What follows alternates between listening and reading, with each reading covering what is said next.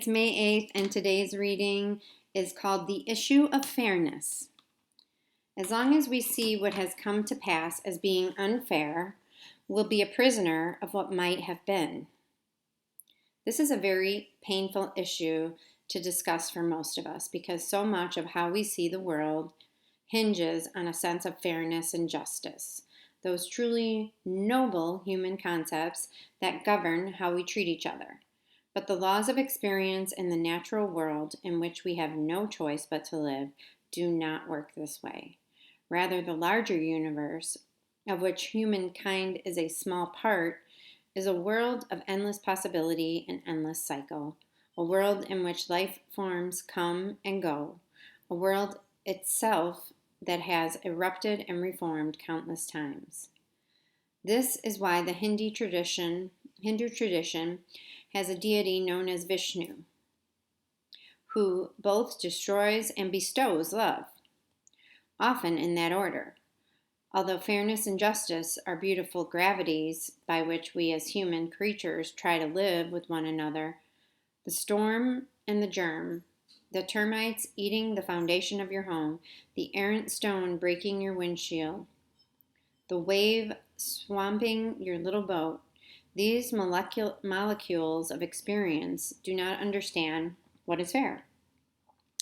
They just bombard us in the endless cosmic dance of life that just keeps happening. When I was struggling with cancer, I was asked repeatedly to release my anger at the injustice of having cancer. Quite honestly, I felt a great many things: fear, pain, anxiety, frustration, uncertainty, exhaustion. But I did not feel that having cancer was unjust. When was I or anyone promised perfect health? An ant can struggle for yards with food in his mouth only to have a dead limb, tired of hanging on, crush it. What makes human beings presume to be exempt from such things? I know that, over the years, my own cries that life is unfair have come from an inescapable pain of living, and these cries, while understandable, have always diverted me from feeling my way through the pain of my breakage into the reformation of my life. Somehow crying unfair has always kept me stuck in what hurts. I offer what has surprised me in my pain, that life is not fair, but unending in its capacity to change us, that compassion is fair and feeling is just, and that we are not responsible for all that befalls us, only for how we receive it and for how we hold each other up along the way. And the activities are: sit outside if possible and watch the pollen carried on the wind. Meditate on how some of these pollen grains will become flowers and how those flowers will wilt and seed other flowers yet to be.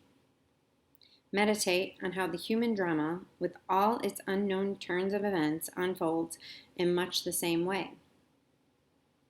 Breathe deeply and look at the many dreams and mistakes and joys and pains of your life as pollen on a larger wind.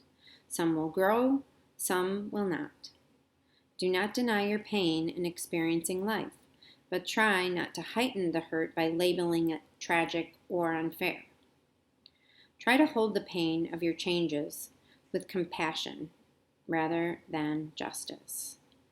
And this is something that is really difficult to do, because when we feel that something isn't right, it's very hard to let go of the pain and hurt and understanding of that.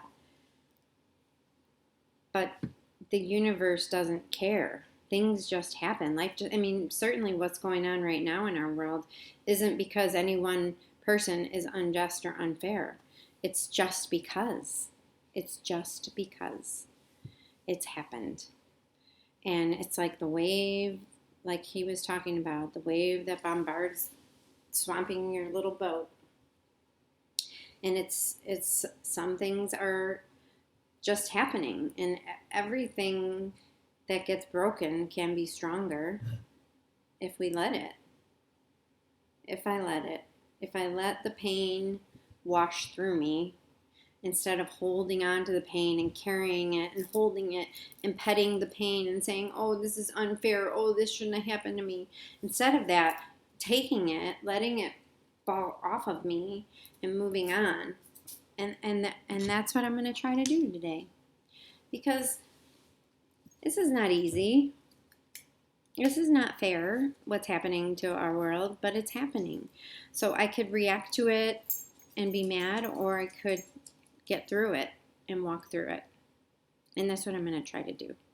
So I hope you have a beautiful weekend.